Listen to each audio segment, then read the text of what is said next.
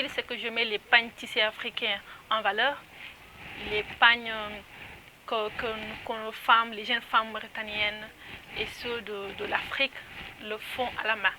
Donc c'est ce pagne tissé africain que je mets en valeur. Donc c'est ce qui fait un peu notre identification ici, Camargue.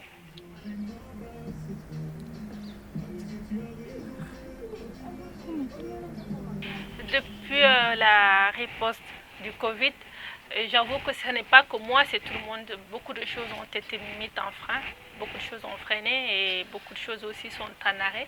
Alhamdulillah, nous, on n'a pas arrêté, mais quand même, ce n'est pas la même chose. Il y a des moments où ça va, il y a des moments aussi où on attache bien la ceinture pour mieux s'accrocher.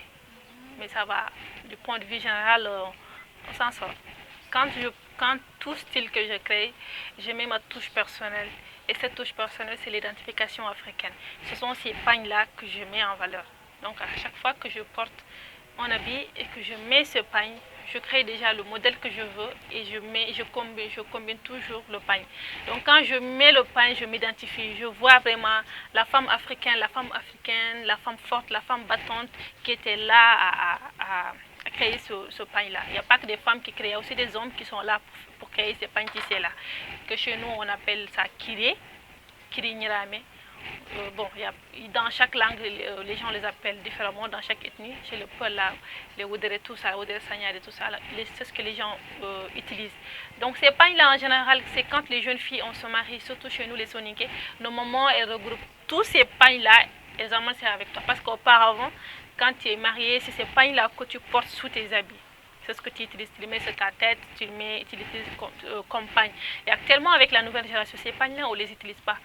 Donc, elles sont là-bas un peu comme une décoration. Moi, je me dis, pourquoi ne pas faire sortir ces merveilles? Parce que ces pagnes, pour le faire, ça prend du temps. Ça prend du temps. C'est beau, c'est très original et c'est africain. C'est fait par des Africains, c'est notre création à nous. Donc, pourquoi ne pas mettre ces pagnes en valeur? C'est ça notre identification, en fait.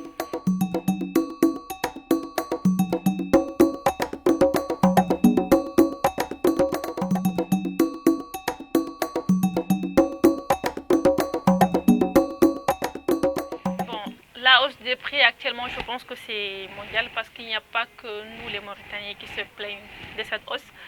Mais j'avoue que c'est très difficile. Il y a la moitié de la population qui souffre. Il y a certaines, bon c'est par catégorie et par niveau. Mais quand même quand ça devient une majorité, ça devient alarmant. Donc moi ce que je conseille, c'est qu'on s'intéresse un peu aussi à l'agriculture.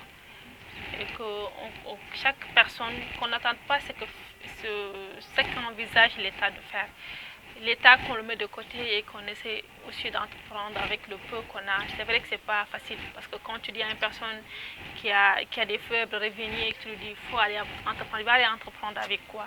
La hausse de prix a touché à la partie de la mode parce qu'il y a certains tissus qui coûtent cher. Aujourd'hui, le pain tissé coûte beaucoup plus cher.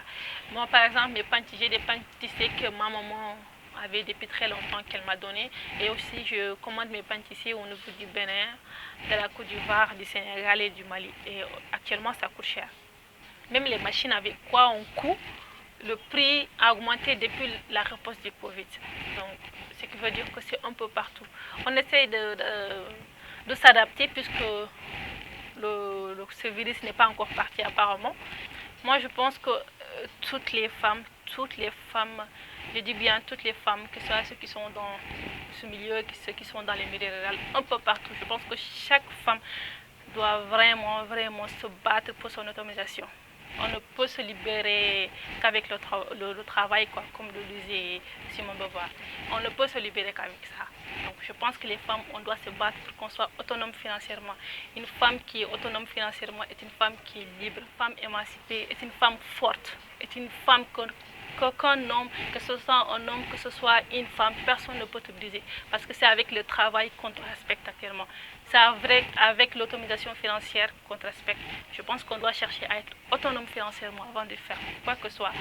On doit être forte. On doit être très forte. Et pour arriver à ce niveau, pour qu'une femme puisse être vraiment forte et qu'elle puisse vraiment réaliser tous ses projets, il faut qu'elle travaille.